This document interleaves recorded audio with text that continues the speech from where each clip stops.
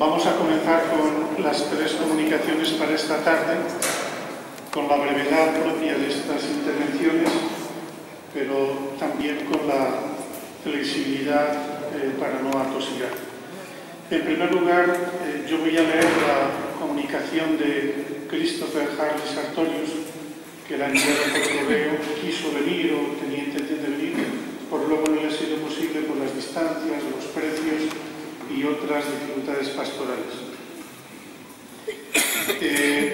Christopher titula la comunicación El venerable José Rivera, místico y pastor. Dice: y al fin, rendido, quisiera poder decir cuando muera: Señor, ya no tengo nada de cuanto tu amor me diera. Todo lo dejé en la arada, en tiempo de sementera. Vuelve tus ojos allí, que allí he sembrado unas flores de consuelos y de amores. Ellas te hablarán de mí. A pocos hombres he conocido en este mundo a quien le cuadraran mejor estos versos del gran Pemán, como a nuestro querido don José, sacerdote diocesano de la Archidiócesis de Toledo, hombre caballo, sacerdote de pies a la cabeza y sobre todo pastor bueno de variadísimos rebaños, hombre contemplativo, de mirada perforada únicamente por lo esencial. Sacerdote en la entraña más profunda de su alma, pastor como si fuese una página viviente del Evangelio de Jesucristo, que hoy, tras de sus huellas, habiéndolo dejado todo, sus gentes, su barca, sus redes, en una playa cualquiera toledana, entregó lo mejor de su vida, dándose del todo por toda la geografía española. Al leer y releer los misterios de su vida que poco a poco van saliendo a la luz, me han venido a la mente esos versos del comienzo, porque de alguna manera son radiografía del alma de este venerable hombre de Dios. Verdadero contemplativo en la acción, que diría el gran San Ignacio de Loyola. Y es que la Iglesia, la vocación del pastor y la del contemplativo son sorprendentemente similares. Dos vidas fruto de una misma experiencia y de la gracia de un mismo encuentro. En definitiva, los contemplativos y los pastores son hombres a quienes Jesucristo les ha robado el corazón y los ha sellado, guardándose para sí lo indivisible de su alma. Tanto el contemplativo como el pastor se saben propiedad de Dios exclusivamente, solo para Él. Pastores y contemplativos no son sino hombres que en la noche de la vida han escuchado a Dios decir su nombre, con una voz, con una fuerza inusitada, voz arrebatadora e irresistible. Voz que cuando se oye uno no puede por menos que echar a correr. Voz que se escucha una sola vez porque esa voz es para siempre y no se olvida jamás. Y en esa noche, que es cómplice de los amores de Dios, estos hombres salen corriendo y buscan y rebuscan el rostro del amado y gimen y gritan y callan, escuchan, esperan y desesperan, preguntan y vuelven a buscar una y otra vez entre los rostros del mundo el rostro de la infinita hermosura que encaje con la voz que un día les arrebató el corazón, sintiéndose a veces un gran vacío muy dentro, y no lo encuentran. De aquí nace el dilema más existencial, un dilema que don José reviviría durante un largo periodo de su ministerio. Pastores y contemplativos son hombres que quieren gritar a los cuatro vientos, hasta los confines del mundo, la voz que les quema dentro, el nombre y el rostro del único por quien vale la pena vivir y morir, esta única vida que nos ha sido dada. De aquí, y solo por amor de Dios, por iniciativa suya, unos callan, enmudecen para siempre, se alejan, buscan ansiosos la soledad y la misericordia del claustro y de la celda, en comunidad de hermanos que han vivido la misma experiencia, como busca la cierva torrentes de agua viva. Experimentan el más hondo estupor ante el amor trinitario, revelado en la carne del Verbo, ante su radical incapacidad de verbalizar lo que han visto y oído, por no poder decir a todos que el amor no es amado, que diría San Francisco de Asís, se sumergen en fecundo silencio de enamorados como verdaderos centinelas en la noche. Son los contemplativos. Hay otra raza de hombres muy similares a los primeros que, arrebatados por el mismo amor, el mismo estupor, se ponen en camino impulsados por el fuego del Espíritu y se convierten en eco viviente de esa misteriosa voz que un día les robó el corazón. Se constituyen el sacramento existencial de la Pascua de Jesús a lo largo de sus muchos años de pasión evangelizadora, de muerte y resurrección. Son los pastores buenos. Pastores y contemplativos los unos y los otros, lo han dejado todo, absolutamente todo.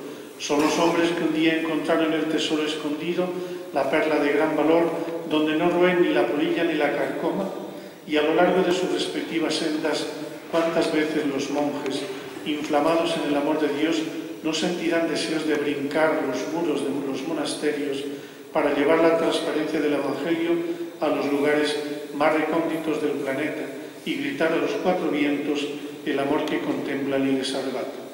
¿Y cuántas veces no sentirán los pastores deseos de dejarlo todo, sacudirse el polvo del camino y huir a cualquiera de esos monasterios donde poder pasar el resto de su vida escondido con Cristo en Dios, ante su incapacidad de transmitir lo que hemos visto y oído, como lo sucedió a don José en la Cartuja de Miraflores? Quienes tuvimos el inmerecido privilegio de conocer de cerca a don José Rivera, quienes tuvimos la oportunidad de caminar con él las callejuelas polvorientas o enlodadas de este mundo, nos dimos cuenta de que estábamos ante un hombre del todo singular, un monje disfrazado de pastor, un pastor con nostalgias y añoranzas de monje contemplativo en el claustro. En definitiva, un hombre de Dios para quien los caminos de este mundo, las gentes variopintas que a lo largo de su ministerio se le acercaron en busca de una palabra de vida, un vaso del agua fresca del Espíritu, no eran sino los muros de su monasterio existencial, su castillo interior.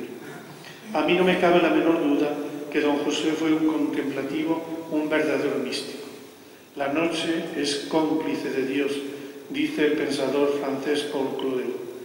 Acercarnos a la vida contemplativa de don José es adentrarnos en lo que sin lugar a dudas fue la faceta sacerdotal más misteriosa y desconocida de la vida de este sacerdote, y quizá por ello, paradójicamente, la más importante y fecunda para su sacerdocio y para la Iglesia. Es el único aspecto de su ser y de su vivir sacerdotal que nadie presenció, de la que nadie vio ni supo nada, un tiempo de su vida de la que solo Dios fue testigo. ¿Qué hacía don José de noche?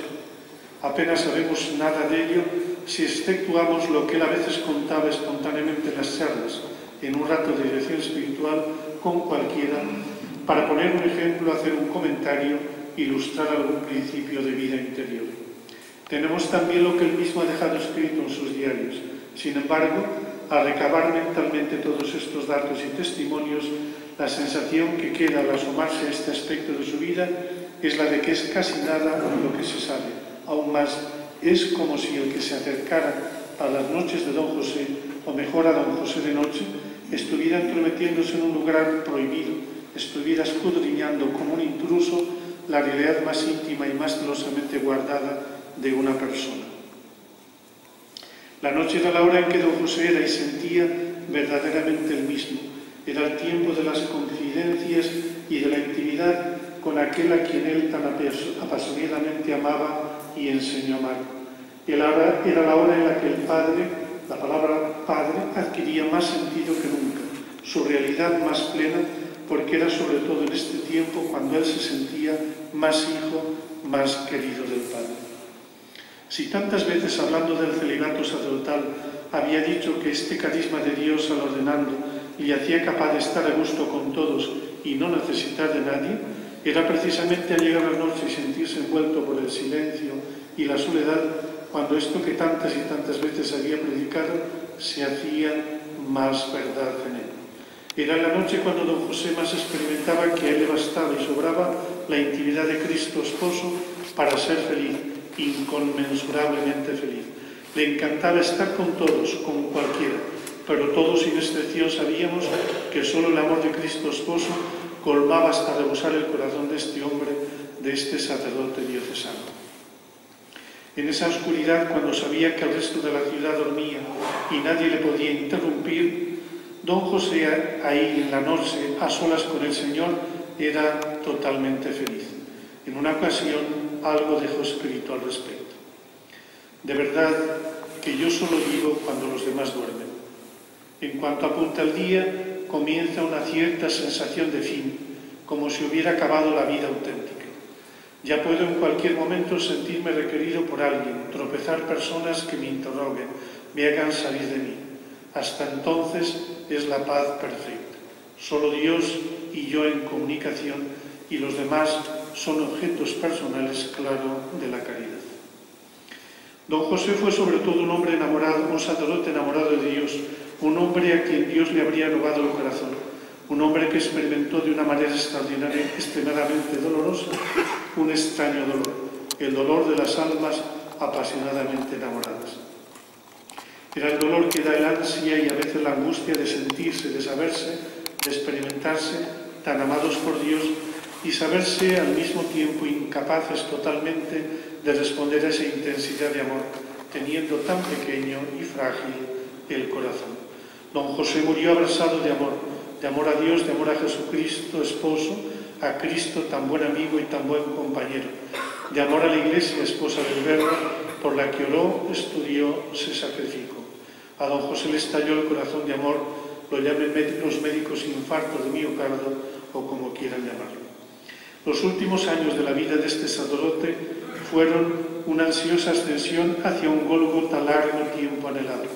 La etapa final de su vida daba verdadero vértigo contemplarla. Era una impresionante lucha interior entre la conciencia del amor que le tenían las personas divinas a él y a todos los hombres y la total incapacidad que sentía al no poder corresponder a tanto amor. A don José no le sorprendió la muerte inesperadamente. A él le gustaba mucho repetir que era absurdo pensar que la llegada de la persona más amada y más anhelada de nuestra alma pudiese ser inesperada, cuando le habíamos dicho durante tantos años de nuestra vida en cada misa, después de la consagración, Maranatá, ven Señor Jesús. Conclusión. Don José Ribera era sacerdote diocesano y diocesano hasta la médula, sacerdote sin apellidos de ninguna otra espiritualidad o grupo en la Iglesia. Si bien es verdad que a él se le acercaron buscando una palabra de luz para su caminar en el Señor, hombres y mujeres de toda clase y condición. Sin embargo, él como sacerdote no perteneció a grupo eclesial alguno. Mucho menos tuvo la intención de fundar un grupo de espiritualidad, una fraternidad sacerdotal, una asociación. Don José repetía continuamente que él no tenía vocación de fundador. En esta pequeña semblanza de lo que fue el ser y la vida de este hombre, nos hemos referido a don José sencillamente como sacerdote, y es porque él no fue llamado y por tanto no quiso ser en la Iglesia otra cosa que eso, sacerdote diocesano y muy diocesano. Su identidad, misión y espiritualidad resumaban la conciencia de la universalidad del sacerdocio de Jesucristo. Veía clarísimo que la llamada a la santidad de los sacerdotes y de los obispos, por el solo hecho de ser sacerdotes, era más urgente que la de ningún otro miembro de la Iglesia. Esta llamada a la santidad tenía en el mismo sacramento del orden sus notas específicas. Por tanto, no tenía necesidad de pedirlas prestadas a ninguna espiritualidad de la Iglesia.